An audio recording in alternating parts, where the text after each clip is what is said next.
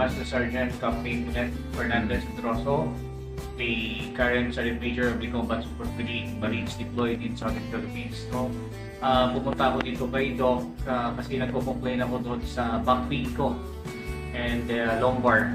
Nung dati, I think it was 5 years ago, mula nung sinilang ako, ngayon pa ako na-treat ng ganito, and very thankful and very blessed kasi matagal ko nang dinadala yung sakit na ito.